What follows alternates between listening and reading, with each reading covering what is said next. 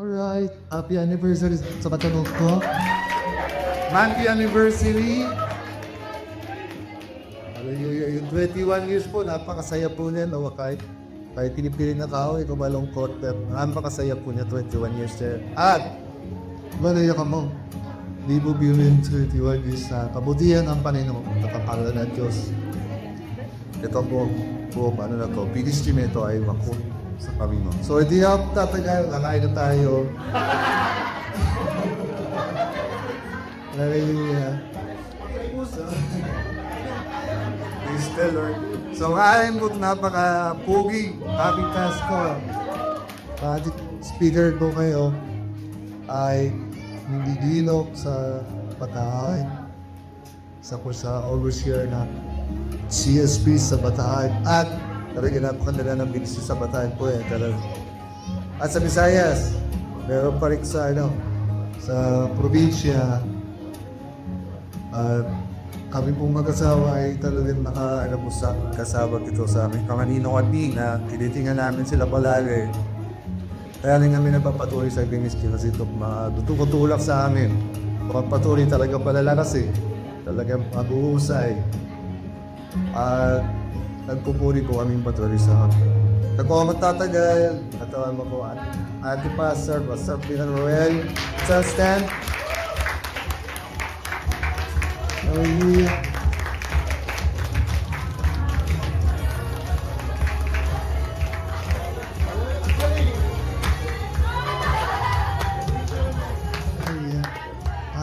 May bunga Holy Spirit sa amin na rin ang suko. Tayo po happy anniversary sa inyo. Super excited kami Pastor Grace na pumunta dito finally. Nakita din namin ng lugar. Ito rin, ninalit ko kami. Hindi na dito kami kasi hindi namin alam yung sa Waze. Kung may dapat pumunta ito. Kasi napudot pagpunta doon yung Waze. Pero sabi ko, para mamamangka pa tayo, hindi daan naman. Anyway, bago po ako mag-share ngayong umagang ito, tawagin ko muna yung maganda kong misis. Kaya bumate at meron siyang i-announce niya. Hey, happy anniversary po! Happy and proud kami sa inyo. Proud kami to see that you are growing, glowing, and going. Growing. Kung glowing, teacher na teacher talaga eh, no? Sobrang saya po sa paningin na kayong lahat ay, alam niyo yun, yung all ages, tapos buhay na buhay. Ang gusto ko lang sabihin sa inyo ay because you continue to minister to the young generation, tiyak na you will grow another more than 20 more years pa. Ayan, basta yun natin, just keep our eyes on the goal, keep our eyes on raising our children, and ayan, masaya yung magiging future natin. Kaya mahaba-haba pa yung lalakbayin nyo, magpalakas kayong dalawa, at marami mga pastor natin na nandyan, magpalakas kayo dahil marahaba-haba pa yung ating journey. At times, minsan iniisip namin ni Pastor Ruel, hanggang kailan kaya tayo magmiminis, hanggang kaya tayo, pero mahaba pa yung panahon. Po. And because of that, si Lord patuloy na may binibigay ng mga bagong mga journey din sa amin. Nakapag open po kami ng OMS Publishing, it's short for Open Heaven Ministry of the Supernatural, or OMS. And yon, ang aming nakapag-publish na po tayo ng book natin. And the first book ay yung Atmosphere of Miracle na sinulat ni Pastor Ruel. This is just part of the many series po ito. So ito yung una. So yan, ito na po yung unang libro natin. And of course, so after niya, the Lord just prodded our only daughter, si Ate Zia, si Ate Patrice, na magsulat din ng kanyang libro. At ang pangalan naman po, ang title naman po ay Championing the Two Seasons. Ang tagline, ang pinaka, teaser sa baba, A Pastor's Kid's Journey Through Bipolar Disorder. So, alam na, it's testimony po ng pamilya namin na nag-journey po ng depression, tapos ang aming anak, tapos nagtuloy po siya sa bipolar. Tapos at may mga pag inisa-isa mo yung mga technical term, minsan nakaka-overwhelm yung mga technical term ng doktor. Pero ang pinakasabi ko, pwede mong mag-score in tayo sa pinakamahalaga, sa champion ka. Yan. So, championing the 2 seasons, ito po yung kwento niya. Yun. So, if you want to avail of the book, nagdala din po kami. Ito pong Atmosphere of Miracle ay regular price na ay 200. Pero dahil anniversary, mahirap pong mag-detail. Sabihin ko sana less 21. Pwedeng less 20 na lang. So, tama ba, sir? 180? 180 na lang. Ito naman to, championing, a regular price, mura na po namin ipinresyo po namin sa 150 pesos. So, wala na po ako mabigay ng discount. Piso, pwede. Yun ano. Tapos po, pag binili pong bundle, pag yung dalawa po ang binili, instead na 200 plus 150, 350, diba? Instead of 350, magiging 3, bawas ng 20, 320. Yan, 320 po. Yan, doon na lang bumawi ng ano. So, yun po, basta gusto nyo po, magsabi lang po, ilista natin. Yun, kurunin ko po sa baul. Sa sasakyan. Yan, iyan na lang po natin. So, thank you for this time na magkasama-sama tayo. And we do hope you get a chance to read the books po. At nasa Shopee din po, yun na. Just look for Championing the 2 Seasons or Atmosphere of Miracle. Yan. Or Ohms Books 2025, yun po yung store namin. So yun, Ohms Books 2025. Open Heaven tayo. Ang declaration po natin sa Ohms Books ay every book is a portal of heaven. So, thank you.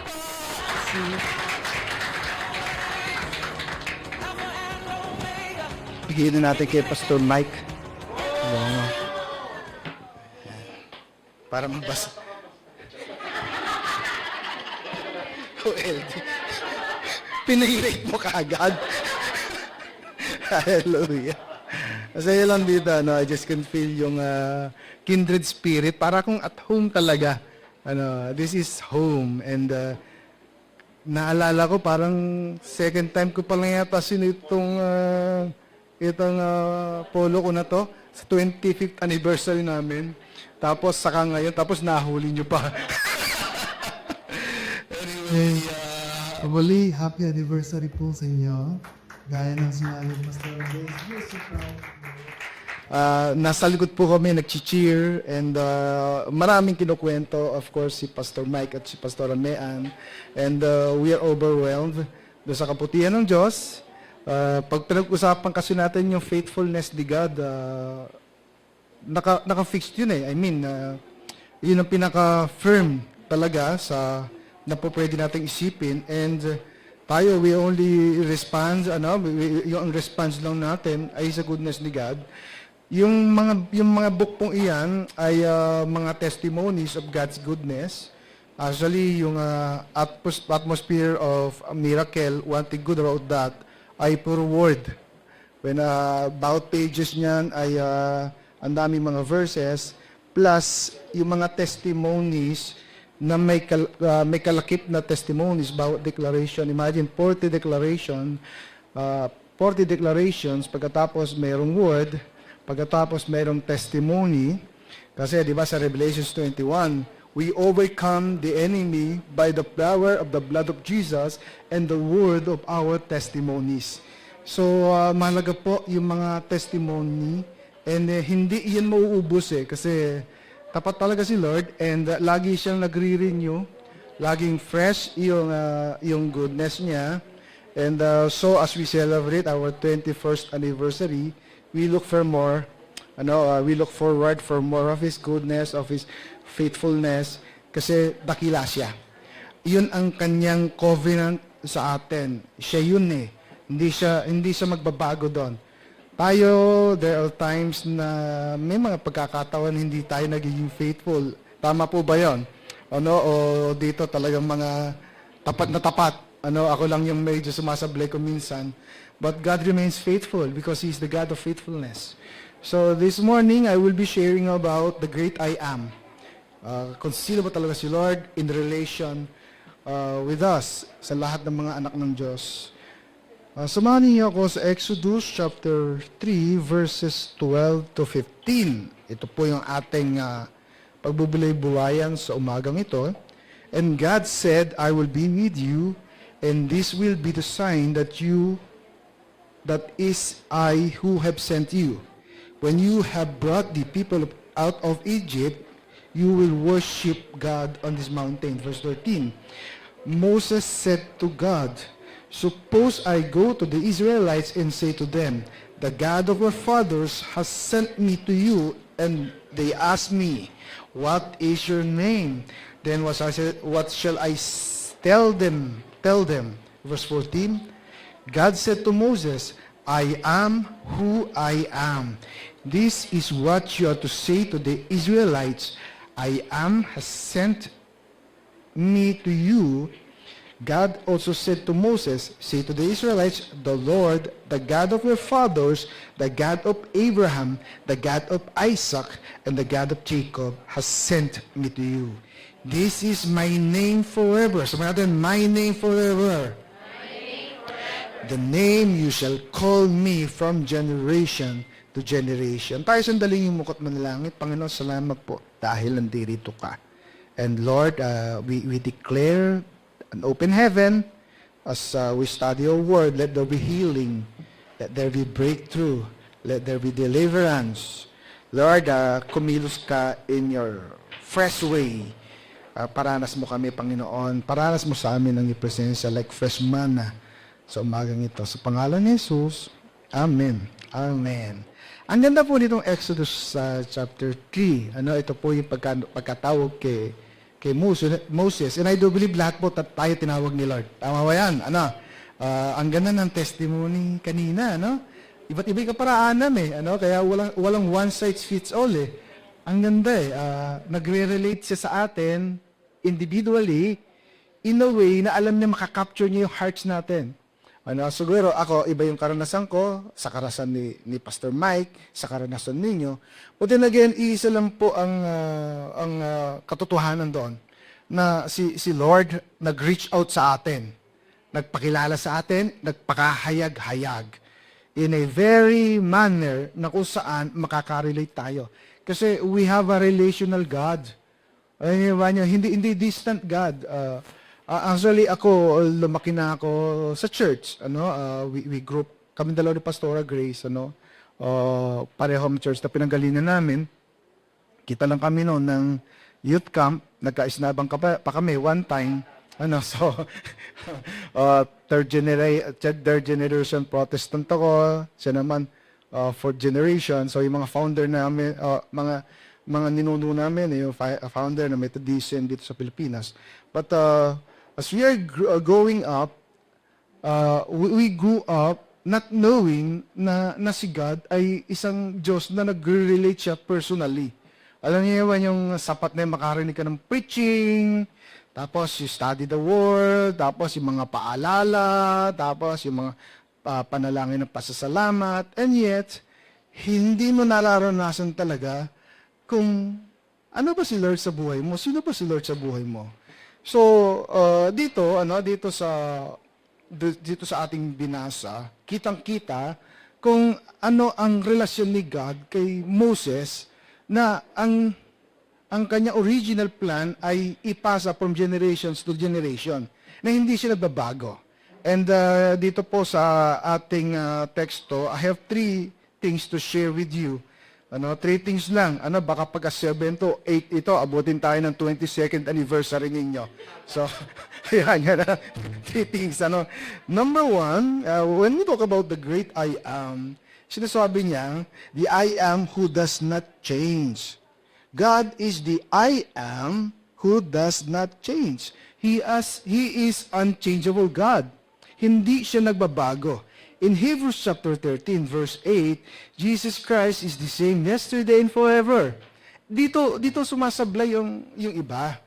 Hindi nila na-relate that the God of the Bible, the God of the Bible is the same God na kasama natin ngayon. Nalilimit. That's why ako po, when I study the Word, not all, but most of the verses that I'm reading, binabasa ko sa Bible, ang kadalasan dito, I take it literally. Literally, sabi natin literal. Ibig sabihin, pag nakita mo sa Bible na siya bumuhay ng patay, bumuhay talaga siya ng patay. You know what I mean? Pagka nagpakain siya sa feeding of 5,000 ng 5,000, and yet, of course, yung kung magiging mas factual tayo doon or realistic tayo doon, it's around 15,000 because consider natin na ang census ay para sa lalaki, pwedeng may kasama yung sa feeding of the 5,000 na mga asawa, mga babae, o mga bata. So, sabihin na natin, 5,000 na, kasi isa rin natin sa 5,000. So, kung ang Diyos na nagpakain ng 5,000 doon sa Bible is the same God na kumikilos sa atin para maka-experience din ng mga supernatural provision.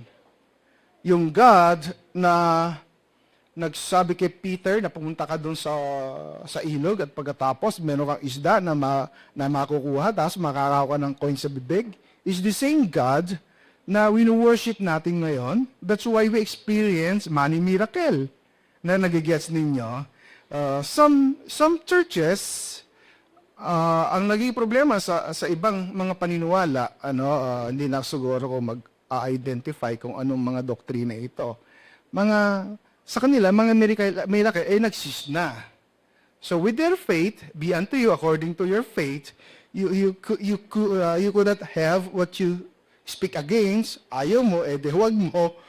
That's why, nalilimit din sa kanila yung pagkilos ng Diyos. Pag sinabi nila ng Holy Spirit ay hindi na namnunub in healing, hindi na sila nakakaranas ng miracle.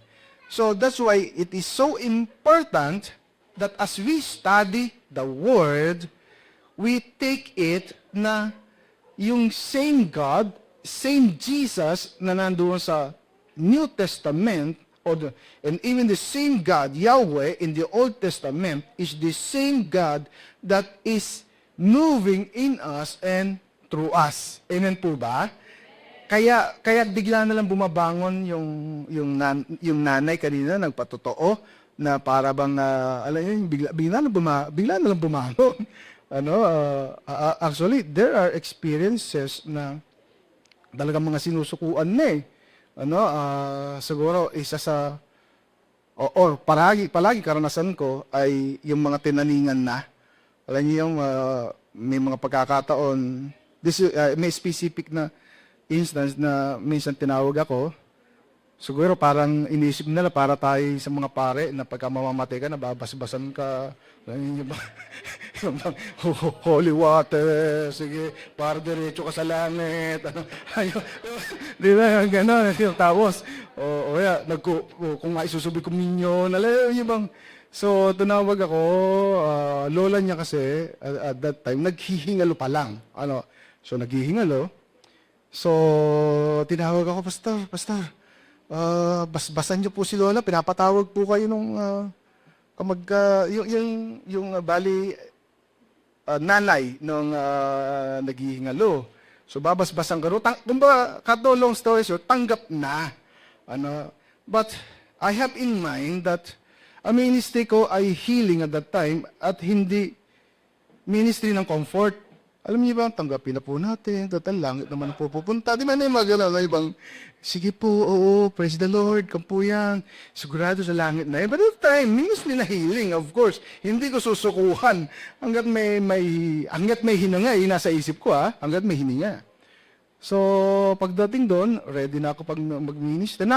Inabutan ko, nag-iiyakan na. So, talagang yung pinakamalakas pang iyak, yung membro natin. Sabi ko, so talaga iyak na, nung pala, wala na, talagang hindi na humihinga. So pagdating ko doon, panatihimik ko. Sabi ko, tumahimik kayo.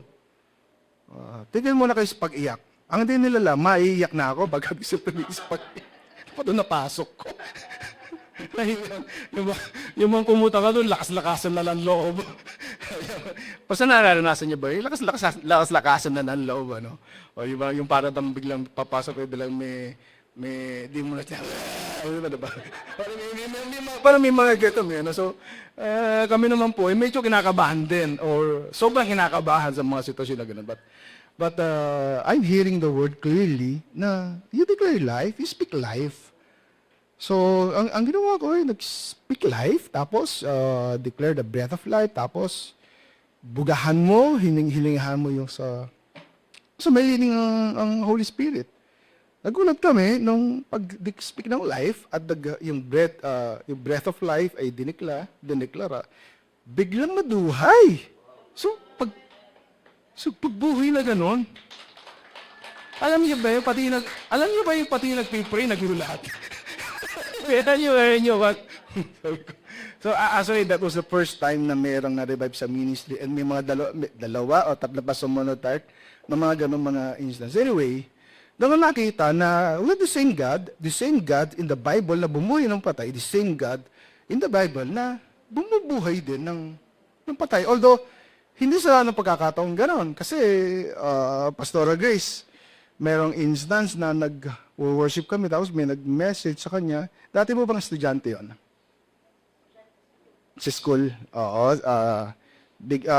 Namatay daw, so nagpaalam sa akin, punta muna ako doon, pagpipray ko, kamamatay lang daw. So naisip ko, mainit-init pa yun. Sige. So, declare siya, speak siya ng life. Pagbalik niya, sabi ko, ano, nabuhay ba? Hindi, patay pa rin.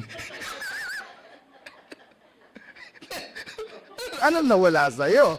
Ano, hindi naman ko yun. Basta, continue declaring. Naalala ko minsan nung, kasi noon na hindi maganda yung dating sa kanila, yung ganyang bold faith natin. Kasi bago ang church, pagkatapos I have yet to establish my leadership as a pastor. So yung body of Christ, talagang una tingin sa atin, kulto. Kasi kung ano yung mga kwento eh. Alam mo yung mga karanasan natin sa church, kakaiba, nag-worship tayo, may mga yagabag na mga anghel na narinig mo. Tapos, merong wala naman keyboard, biglang may tumutugtog ng grand piano, alam mo pa yung, so, kakaiba yung karanasan natin eh. So, talagang pagkatapos, yung mga ilan nasa book ni Pastor Hiram, What If God Comes, karamihan doon yung sa first book niya, karamihan doon yung nasa Bataan eh, yung gemstone, tapos, yung shower ng gold dust, naalala ko, there are times na nagmi-minister ako sa body of Christ, binawalan ako kasi maingay na yung signs and wonders eh. Binawalan, Pastor, pwede ba baka hindi nila manguya? Huwag kang mag-preach about signs and wonders. Sabi ko, no problem. So hindi ako nag-preach, kaya lang, anong magagawa ka? Bigla umulan ng gold dust. Tapos bigla may mga healings na, sa tanong ko, sige. So, ganun yung naging identity natin. Why? Because we have the same God. We have the same God. Yesterday, today, and forever. So, there's this friend, namatay siya. Isa sa mga best of friends ko. So, namatay siya. Dumalo kami sa langay niya. Nung nakita ako ng asawa, sumigaw yung asawa, binulong, hindi pala bulong, sumigaw siya dun sa asawa niya nasa kabahaw. Daddy, eto na yung kaibigan mong bumubuhay ng patay. Alam niyo sa lamay, yan, nakatingin sa akin, habang umaakit ako, tapos habang sumisilip ako, sabi ko, bro, bango ka. Hindi alam, manilibre ko, bango ka bro, kaya. Hindi, mukhang masaya na siya sa langit. Hindi siya bumangon. Alam niyo, ang daming mga kalmasan, masaya, hindi na 100%. Ang feeling ko doon sa mga tao natin, na, alam mo, mayroon kang patay na pinagpipray, hindi na buhay, mga 2 weeks, 3 weeks, 4 weeks kang wag magpakita sa pamilya, nakakalimutan na yon. Atautan. Pero kung nabuhay yun, it will be a great impact sa faith nila. Meron pa tayo isang kapatiran doon, isang kababaihan, simple-simple ito. Pero yung tip nito, pag kami namatay, halimbawa, nabalitaan niya, meron siyang kumpare na namatay, diretso sa morgue. Hanap niya, pagpipili niya raw, nung hinahanap niya, binigay niya pangalan, ay, wala po dito. Wala po dito ang ganyan pangalan. Tapos may nadaan, ay, buhay pa po nito. Puro lang, wrong information pala. Wrong info, sabi ko, tignan nyo, ha? Pupuntahan nyo pa lang, nabuhay na. Anyway, masaya, masaya. Knowing that the God we serve is full of surprises. He's the same yesterday, today, and forever. Hindi mo alam kung saan ka makaka-breakthrough. Saan siya merong surprise para sa iyo. Papunta kami dito ni Pastora Grace. Nag-check-in muna kami doon sa QC para pagpunta dito, fresh pa rin. Para yung suot ko recognizable pa rin.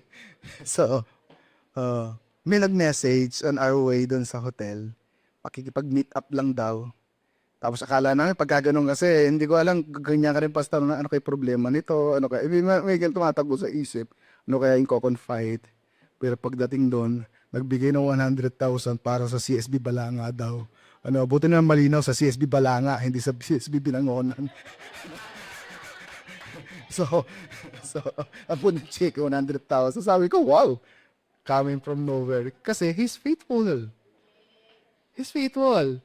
He's true. Huwag nating ilimit si God simply because may mga bagay tayong hindi nararanasan pa. Ang problema sa ibang mga believers, pag hindi nila nararanasan, tapos nakita nila nararanasan ng iba, ay sa demonyo yan. I've been there before. Ngayon siguro medyo strong na kasi yung aking position sa body of Christ sa Bataan kasi provincial chairman ako na lahat ng mga kapastoran. Pero nung nagsisimula ang ministry, lahat ng pangit na salita, naririnig namin eh. Yung kulto, satanista, simply because kakaiba yung karmasan namin eh. Hindi nila nararanasan yung gold dust, hindi nila nararanasan yung bakal na nalulusaw. I mean, yung nasa katawan ng tao, tapos biglang, alam nila may bakal na hindi maigalaw, tapos instantly biglang, nagkagalawan, simply because hindi nila maranasan, sasabihin nila, hindi sa Diyos yan. Sa demonyo yan. So ako, I have in mind na kaya hindi nyo nararanasan kasi inuunahin nyo yung pride. Wala ka, humingo ka. Nasipolas mo. So, lagi tayong nandoon sa spirit ng trust with the Lord and ask Him. Ask Him in context that you do not have because you do not ask. It is the context of the Holy Spirit. So, sabihin, kung marami tayong hindi nararanasan, tayo mismo ang naglilimited. Pati does the change. Hindi siya nagpapago. Read your Bible and yung mga stories doon, take it literally. Pag may nakita ko doon, buhay na namatay. Pwede ba, sabi mo sa akin, baliktad, yung patay na namuhay. Yung patay na buhay? Hindi.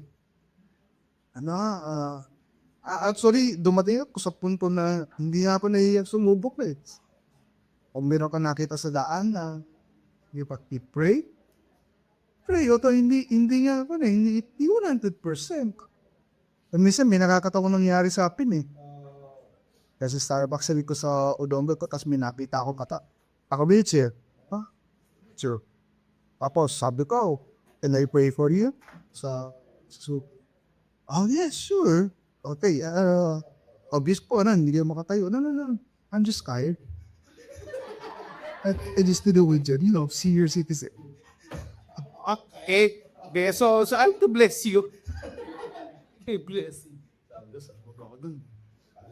Sana ba sinakita na ako, no? Ayo, in Jesus' name, Kano na kipagaling na katayo, kanina lang. Nangawit lang ako, umupo. Anyway, yung tingnan lang natin yung si God in the perspective na hindi siya nagbabago. Ano man yung pinagdadaanan mo, ano man yung lalim, just in case, you are in a situation na malalim, mga pangangailangan, mga struggles, I just want you to know that there is always hope in Him. Kasi hindi siya nagbabago. Yung pagmamahal niya ay hindi nagmamaliw. He is faithful. Amen? Palapakan natin si Lord. Hallelujah! Diba? So, magkaroon tayo ng perspektibo na yun whenever we read the Bible. Ano, sino po yung lover of the word dito? Diba? Kasi ang isa siguro sa magandang dumadaloy sa atin as a church, yung love, yung passion natin sa Bible. And hindi lamang po yung pagbabasa. It's how we interpret yung point of view natin, yung perspective natin doon sa mga binabasa natin. And I'm telling you mga kapatid, siguro kung bakit yung book na naisulat ko talagang maging na sinabi ni nung nabasa ni PHN, sabi niya talagang full of His word. Talagang alam niyo yan, yung ang daming mga word of God na talaga ipinakita na buhay. Ibig sabihin, yung mga declaration na yon, kung ano yung dineclare sa Bible, iyon yung naranasan ng mga testimony ng tao. So mahalaga na may mga life verses tayo. Mahalaga na meron tayo laging tinitignan. Meron tayong pinapangarap. Ako lagi ko pinapangarap yung nakalakad sa tubig si Peter eh. Alam niyo, pinapractice ko pa yon. Sa swimming pool yung mga benon ko. Yung mga pagkakataon, pagka nagsuswimming kami doon, hahabang ako. Talagang bubuelo pa ako. Gusto ko pa may witness eh. Manood kayo. Sabi sa mga disciple ko, lalakad ako sa tubig. Kaya na, bawat ako bangko, lumunod. Subo ng manok, lumulubog. Hindi pa panahon ngayon. Hindi pa panahon. Pero, I trust Him. I trust Him na hindi siya namimili at nagsisino ng tao. Yung ginawa niya sa kanyang mga anak noon, gagawin niya rin sa atin. Amen? Kasi He is unchangeable. Magbago ng lahat. Yung love natin, kung minsan, kumukupas. Pero kaya nga, di ba? Dapat lagi may renewal ng love. Di ba? Ayaw naman natin marinig yung you have forsaken your first love. Diba? Yun naman natin marinig yun. But sometimes, yung word na yun, applicable sa atin eh. Pero ano yung lagi nagpapabalik sa atin? Yung unchangeable love ni Lord. Because He is an unchangeable God. He does not change. So that's number one. And number two, the I am who is with us now. Ito pa yun kung bakit naranasan natin. Emmanuel, God with us. Lagi natin narinig pagkapasko yan. Ito po, kakaiba naman po ang atake ko dito. His presence is more than signs and wonders and miracles. Yes, kasama yon. Meron akong isang paboritong song pagka kinakanta yun. Dahil naiyak pa ako eh. Nung nais kong ibigin ka, hindi lamang sa himala. Nais kong ibigin ka dahil ikaw ay ikaw. Ay, kinakanta niyo ba dito? Alam niyo ba dito yan? May gitarista ba kayo para... ay inawat ako ng asawa ko eh. Buha ka. Alam niya magkakagulo yung mga anghel sa langit pag ako maraming mga angels feathers na magkakala dyan kasi nabulabog yung lahat ng mga anghel habang kumakanta ako. Anyway, His for the signs and wonders and miracles. My greatest reward is His presence. Yung bang kompleto na. I enjoy His miracles, yung healings. Pero, so testimony ko lang, lahat naman ng mga himala, sa dami ng mga naranasan kong himala, sa dami ng mga miracles na naranasan ko, lahat yun nanggaling sa intimacy ko kay Lord kay God. Ang birthplace ng lahat ng mga miracles is yung intimacy natin kay God. So, dumating ang panahon na magsis lahat yan. Although it will never happen. But magsis man lahat yan, my reward is His presence. Ang ministry po o ang buhay natin ay hindi lahat masaya. Though I'm happy pastor, it's my declaration. Pero hindi happy. Kasi talaga ako. Masaya yung aking point of view, yung aking perspective, kaya na happy pastor eh. But if you were going to dig doon sa journey namin mag-asawa, hindi naman lahat ups eh. Alam niyo, hindi naman lahat smooth sailing. Now we are reaping a harvest that we have planted 25 years ago. Yung ating revival center na sa ngayon, sila for the record, kasi ako ang chairman ng Body of Christ doon sa buong Bataan. Kaya nga doon laging nag-gather kasi yun yung biggest church sa Bataan. Yun na yun. Hindi, wala namang mega church doon sa Bataan. Yung revival center natin, yun na yung biggest church doon. Merong isa, multipurpose, but hindi naman talaga consider na church yun kasi commercial din eh. Pero when you say yung talagang biggest church building, yung pong revival center. Pero alam niyo po yung talagang, there are times na, lalo na siguro nakisimula, we almost gave up. Ano yun? It's in the history. Imagine po, ako ay practicing veterinarian at that time.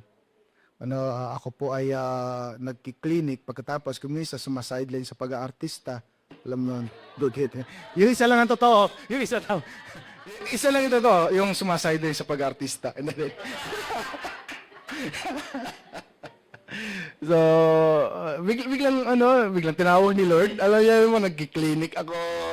Tapos all of a sudden, merong sudden shit, yung hunger ko sa word. Imagine, I've been reading the book of Genesis, isang upuan, Exodus, isang upuan. Ganun ako na sobrang na-in-love sa word ni Lord at sa presence niya. Kasi bago sa akin yung manifestation ng Holy Spirit eh. Dahil nga produkto kami ng revival 1999 doon sa isang church na nag-invite sa amin. Anyway, so I have to give up my profession kasi parang nawala na yung heart ko doon eh. Pero siguro kung papipili na kung hindi na wala yung heart ko doon sa profession, baka pwede naman tent making, okay din naman. Kagaya ni Pastora Grace ngayon, nag-resign na rin. Anyway, full-time na siya pagsusulat doon sa Rex Bookstore. Anyway, so, malaking shift. Kasi, nung, halimbawa, imagine, may pupunta doon, tapos panamimigay ko na lang yung mga gamot, panamimigay ko na lang. Biglang, all of a sudden, biglang nagkaroon ako ng, naging pilantropo ako ng mga hayop. Yung parang ganun, Anyway, so, struggle sa finances, may mga pagkakataon noon na nagsisimula ang ministry, alit ng church, pagkatapos wala kami makain. Yung istorya na kasama ko yung mga kabataan. 30 years old ako noon. 30 years old pa lang ako noon. Kasi walang-wala. Gagawin namin para may makain lang. Pupunta kami doon sa dagat. Mangangabya. Alam yung walang dagat dito. Lawa. So, iba di makaka-relate doon. So, sisisid, kuha sa buhangin mo. Tapos pagka umuwi kami, hindi naman po ako laking mayaman. Pero napakasaya lang kayo bang malagkit yung nalalagkit yung sa asin ng alat, tapos nasisikatan ka ng araw. Naglalakad kami, asaya, tapos din nila tumutululuha ako. Sabi ko, doktor ako, tama ba itong pinasok ko? May mga struggle na gayon. Pero, lagi naman, in the midst of yung mga ganong karaingan, yung bang parang, no words. All of a sudden, meron parang, mararamdaman mo lang yung sobrang comfort, sobrang saya, na hindi ba ipagpapalit ng anumang mga sufferings. So, struggle, i-fast forward natin, nakailang church. Actually, ngayon, every time natitingin ako doon sa church building natin, yung bang parang sumasariwa lahat eh. Nagbabagdan, yung hirap na pinagdaanan, na nagdahan-dahan, umangat. Sa ngayon, ang laki ng, ang laki ng church building. Nagunat ako, napagawa kami ng common share. $500,000 na pala. Alam niyo yung mga ko, $500,000. Tapos, nasa may likod, yung mission house, 2 million na yung mga may tutulugan na kayo no, yung sa may likod mission house. Sabi niya, 2 million na. Paano na lang kapagpagawa ng ganun ngayon? Ano? Kasi you can never outgive or hindi. God is faithful. Kung iniisip ng faithful ka, yung faithfulness mo naka-anchor lang sa response mo sa faithfulness ni God. Hindi po pwedeng hindi kanya bibigyan ng reward. Pero ilabas natin yung lahat ng mga nararanasan natin blessing. Pag ikaw ay nandoon sa sitwasyon na mag-isa lang kayo ni Lord, sasabihin mo lagi, sulit eh. Ang buhay namin, may mga pinagdaanan, ano? Yun lang panahon na na-diagnose si Patrice ng bipolar. Actually, si Pastora Grace lang yung kumukonect doon sa mga although medical person ako, yung kumukonect doon sa mga terminologies. Kasi, ayoko isipin mga terminologies niya, but I believe God will heal her. Pero during the journey, it's so painful. Kasi we just have to trust God. Imagine, madaling araw, biglang may kakatok, anak mo umiiyak. Papa, hindi ko alam ang nangyayari. Mama, sobrang lungkot lang ko, di ko alam ba't ako naiiyak. Ang gagawin lang namin, yayakapin. Alam niyo, sariwang-sariwa ayun eh. Yung journey na yun is so difficult that sabi ko, yung book na yan, parang wala pang damdamin yan. Iba pa rin yung reality ng yung pinagdaanan. And yet God is faithful. His presence is more than enough. We've been through a lot. Nagkaroon ng cancer ang ate ko nung siguro many years ago, sabay-sabay iyon. Pero one by one, lahat yun, no? Si ate May, ilang years ng cancer survivor. Lahat yun, inayos ni Lord eh. So, madaling tignan ngayon eh. Alam mo, yung mga napagtagumpayan mo. Kasi nagtagumpay ka na. But during the journey, sabihin mo, hindi mo kakayanin kung wala si Lord. Kaya nga si Moses, assurance lang ng presence niya. Diba? Hindi ako maalis dito kung hindi ka kasama. Diba? Hindi, dadalhin ko sa kasasamahan ka ng angels. Hindi ko kailangan angels, ikaw ang kailangan ko. Bakit? Kasi yung assurance natin nasa presence ng Lord. Hindi ito sa mga blessings na nakapaligid sa atin, hindi ito sa kapangyarihan na meron tayo, yung presence lang ni Lord. So natutuwa po ako, 21 years, alam ko, po pwede nyo isulat sa libro ito yung mga journey ninyo. Lagi kaming nasa likod ng mga pastor ninyo, pag may joy, pag may konting struggle. Konting struggle. Mas marami yung joy. Of course, mabait. Lagi ko lang sinasabi, the sorrow may comes from a night, may come from a night, for a night, but the joy comes in the morning. Lagi ko sinasabi yun, narinig sa akin yan. Joy comes in the morning. Mag-pray mo na lang laging morning. Laging umaga. But it will come, ano? Kasi yung presence of the Lord is more than enough. Here I stand before you. Hindi naman ako malakas eh. Nung minsan, may nag-message sa akin, isang minister natin doon sa Bataan. Message siya. Nag-PM siya sa akin, sabi niya, Pastor, I wish I am strong like you. I'm not that strong, sabi ko. I'm not strong. I am only strong in the Lord. Always find your strength in the Lord. Kasi mag-feel eh. Alam niyo yan na kami mga manggagawa, hindi ganun kalakas, but God is strong. So I'm declaring sa bawat isa din that you will be strong in the Lord. Always. There will be times, sana wala, there will be times of struggles, there will be times of mga trying times, mga times na na gusto mo i-edit na lang, hindi kasama sa buhay mo. But they will come.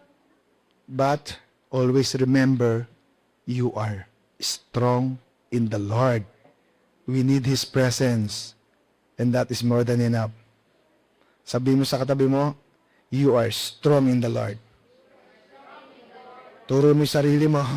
Sabi mo, I am strong in the Lord. Di tayo iiwan. He completes us. And that will lead me to my third point. At least di tayo abutin ng 22nd anniversary. Dami kong kwento. Ano, okay pa kayo? Okay ba kayo? Kaya nga, haba ng bunya, galing pa kami sa Bataan, hayaan nyo sulitin ko. Ano? Ano yan, conference? So, the third point, the I am who completes us. The God who provides and fulfills. Siya yan. He completes us.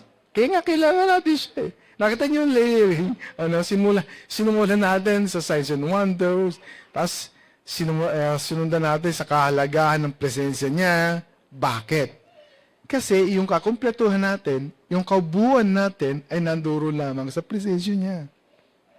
Dito po sa Philippians chapter 4 verse 19. Sabi dito, and my God will meet all your needs according to the riches of His glory in Christ Jesus. Sabihin natin, all.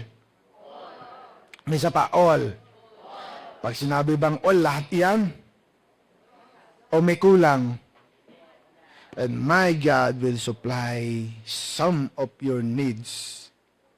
Diba? Hindi, lahat eh. That's who He is. Sa I am who completes us. Kaya nga yung sa covenant names, whatever you need. You need healing, He is Yahweh Rapha. You need provision, He's El Shaddai. When you need peace, He's Yahweh Shalom. Whatever you need, siya yun eh. Sino din naniniwala may mga pangangailangan siya sa buhay? Diba?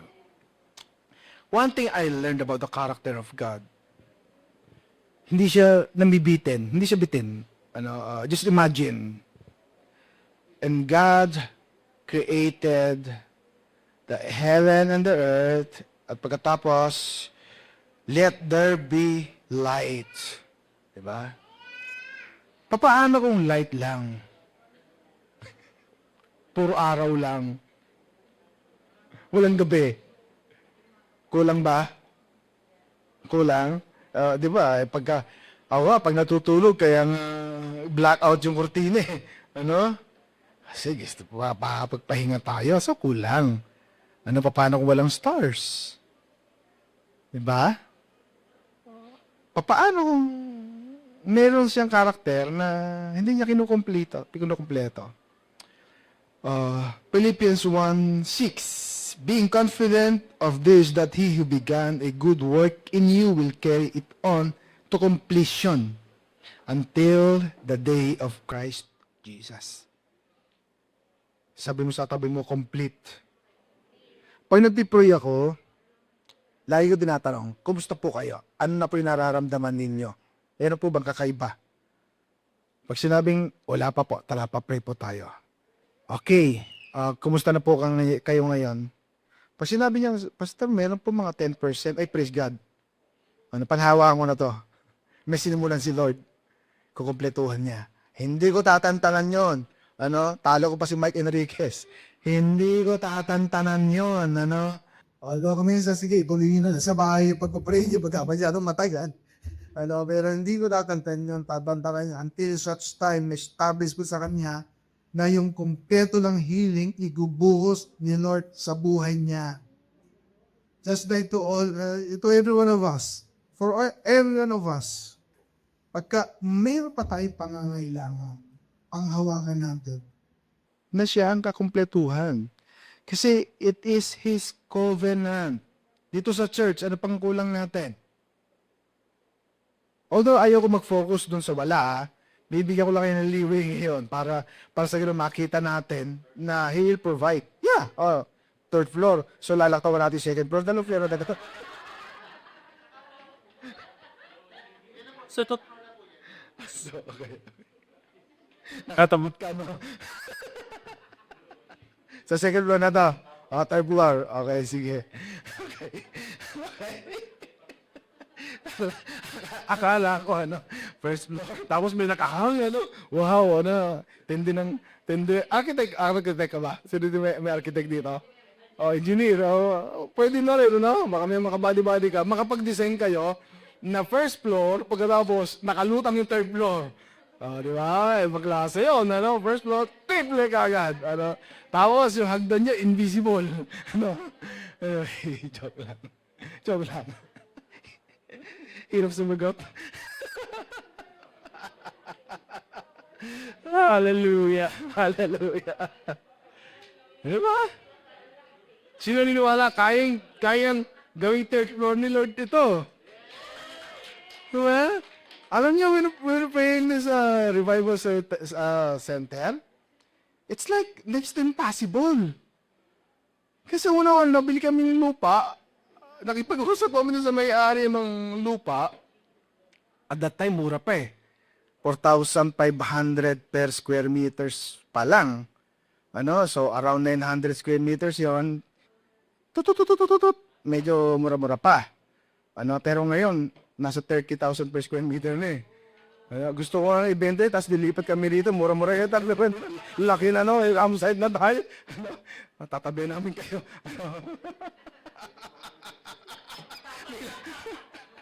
Wala na kahirap-hirap. Anyway, isipin nyo, nakikipagtawaran kami, walang pera. Alam nga, 200,000, 300,000 yung hawak natin. So, tapos sabi ko pa, lakas pa ng loob ko, 3 gives. Within the year. But God, nag-provide si God. Tapos, after 5 years, iisip namin, hindi talaga mapapatayon pa ng building. At least may lupa na kami. Tambakan. Pero, ang value ng church natin, church building pa lang nung inassess nung assessor's office ba sa City Hall yan, kumpa, 20, kailan ba natayo yun, Tart? 2019 pa, ang value niya is 9 million at that time. Wala pa yung dito sa may likod noon, wala pa yung so just imagine kung gaano na yung value ngayon noon. Pero, nagsimula lahat, wala kaming pera. But we have that vision. We have that faith na siya ang kukumpleto. Siya ang magpo-provide. Siya yung lahat Siya nagpo-fulfill ng kanyang mga pangako. Amen ba? Amen? Hallelujah. May challenge this morning. Kung si God ay healer, then you can say, I am healed. Kasi ganito yung identity ni God, yung covenant names niya, ito po ay nakakonekta sa kanyang mga anak. Yung pagiging healer niya ay intended para sa kanyang mga anak, sa kanyang mga minamahal. So again, if God is the healer, then I am healed. Amen? Amen? Amen? Naka-online ba tayo? Naka-online? Kasi nasanay ako sa Balangan, nagmi-minister doon online. So, anybody, kung meron dito may sakit, kung meron dito may kamag-anak na may sakit, so if God is our healer, then I am healed. If God is our provider, then I have everything. I have everything. I lack nothing. I have everything. I have everything I need. Kasama ba doon yung pamatrikula ng anak? Kasama ba doon yung pambili ng kotse? O lumalabas sa spiritual pagka naghihingi ng mga material na bagay kay Lord? May ganun Hindi. Kanino ka maghihingi? Diba? Kay God. who's praying for a car. Sis, di ba kayo? Sabihin lang, magkakala! Di ba may kotse ka na? Pwede ba? Oh, dadap na tayo dyan. Oh, sa kotse muna tayo. Sino dito ang nagpupray ng kotse? Sino ang provider? Oh, biglang napaisip, sige, magpipray na ako. Pero pasok pa rin yun. Kasi pala, sino ang nagpipray ng bahay? Oh, alam niyo po, yung taas ng kamay yan, simple act of faith yan. Doon sa book ko, I think it is in Declaration number 2, meron doon, anong gusto mo? Anong gusto mong magkaroon ka? I-declare mo, sigaw mo. Sumigil sa, how's a lot? Nakasabay pa pala silang mag-asawa. Yung isa nasa likod, yung isa nasa harap. Paano sila sigaw? How's a lot? Diba? Talong, hindi ko pa yan. Nakarating sa langit. Oh, yun lang. Pag-uwi, mayroon silang na-receive na message, yung kapatid ng babae from the States, nagbibigay ng ilan? $10,000 intended for their house and lot. Walang daya yun. Wala pang live stream na. na napanood. Ano? So, ulitin ko. Tuhugin na natin. House and lot with car. Ano? Sino dito ang gusto ng house and lot with car?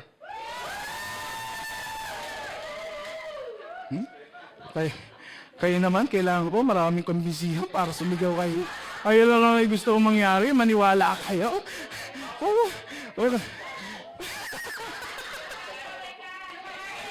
Oh, sino nag-pray dito ng...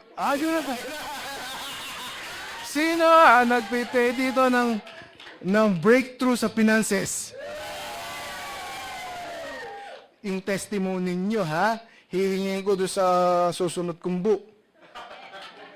Oh, ganyan. Oh, di ba? Hallelujah!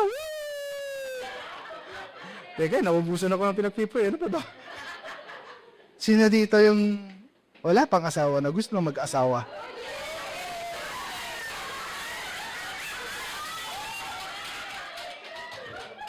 Basbas ang kailangan mo. Pwede. Pahiram mo ka sana isang buwan. Meron papakilala dyan. Alam ko to eh. Alam ko to. Siyempre, pipili ko din yan ng the best. Di ba?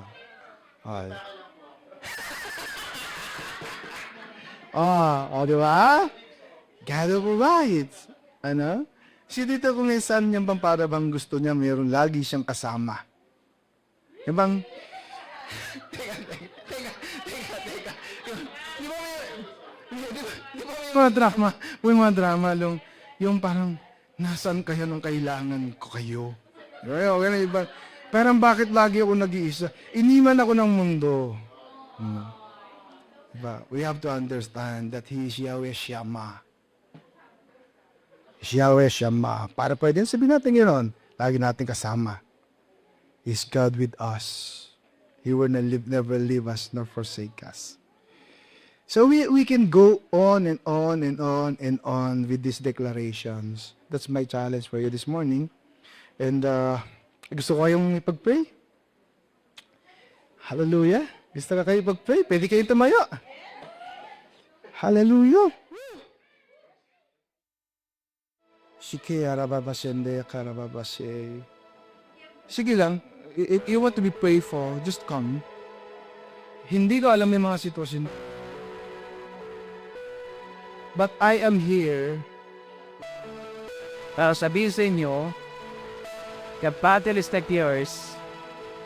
Ang battle ay kay God.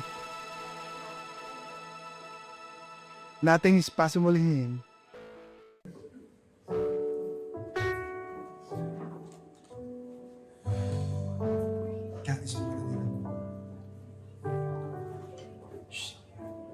Just be ready to receive. Express that's from God.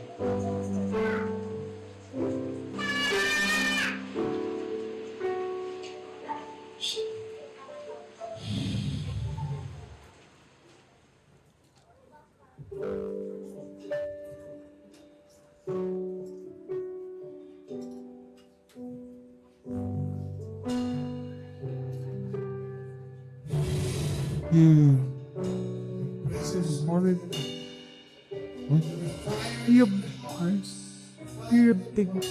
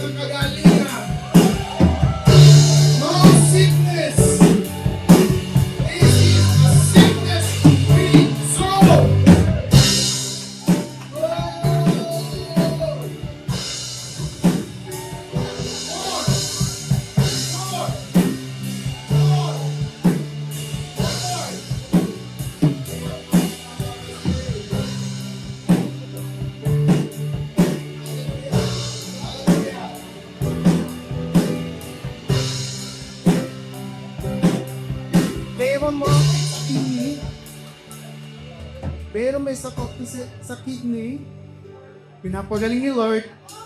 Sino to? Sino to may sakit sa kidney? Receive your healing. Receive your healing. Receive your healing. May migraine, pinapagaling ni Lord.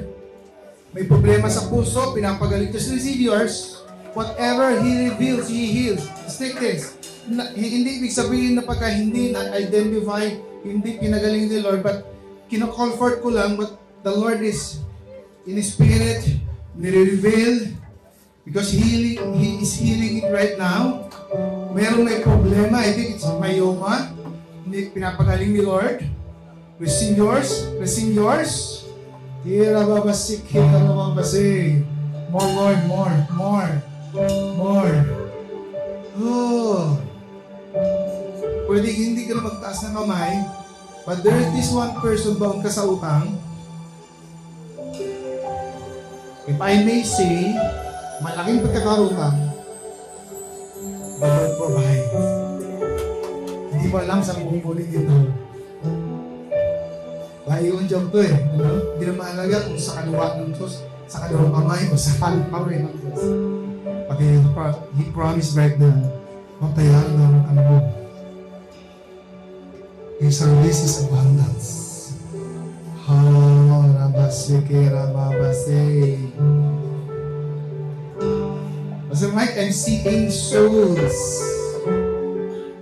Mga kalulong naliligtas.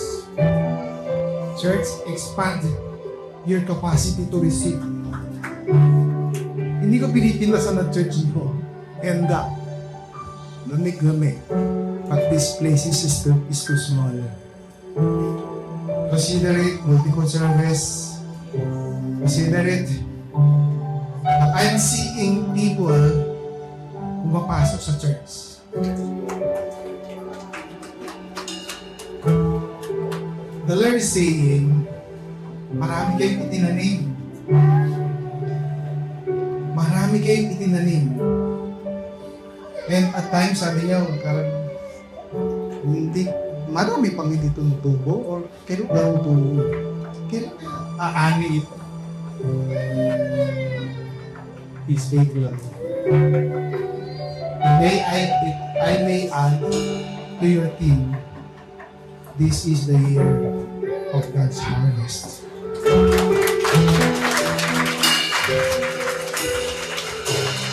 Harvest. Realistic blessings. There will be financial breakthrough. Thank you, Lord. Thank you, Lord. Continue to bring us. I'm singing new songs. My team, keep singing. May mga composition kayo.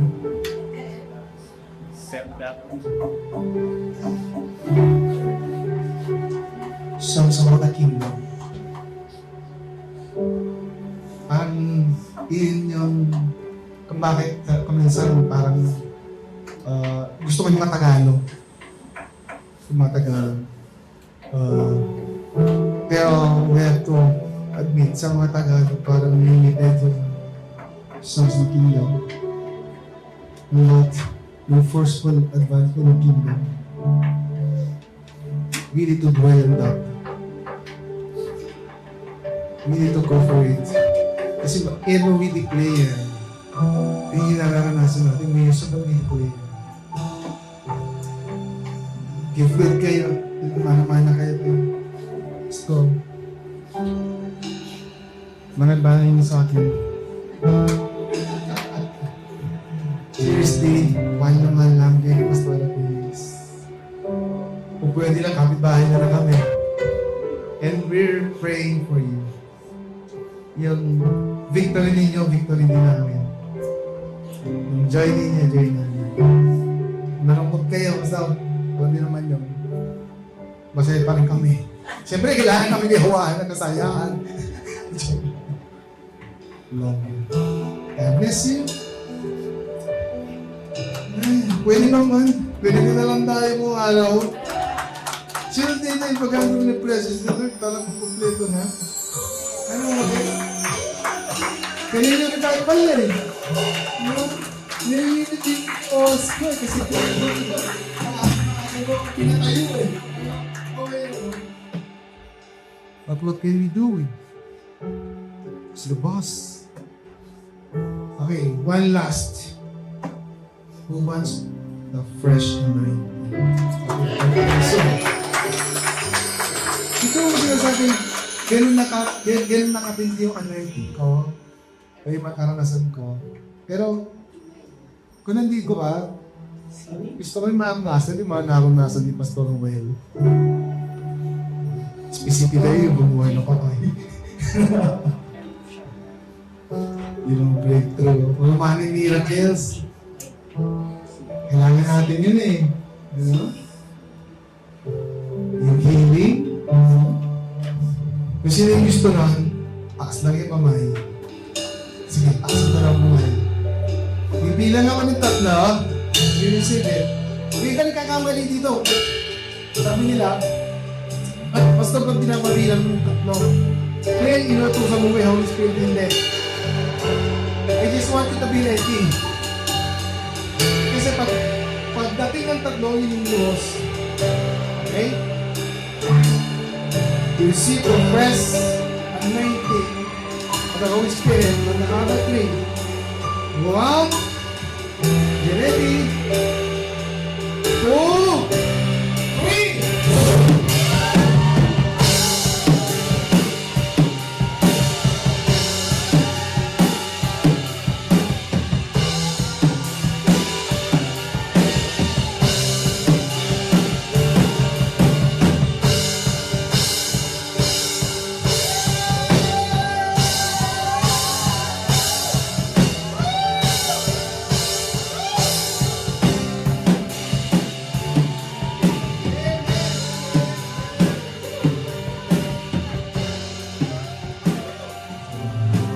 holistic breakfast din na nalagay sa atin. And we believe this year, year of the harvest, mag-aani tayo ng sisipiling at umaapaw ng maraming bagay na mula sa Diyos na kailangan magtutuloy at mararanasan natin yun ang buo. Sabi mo sa katabi mo, buo. Hindi ko lang.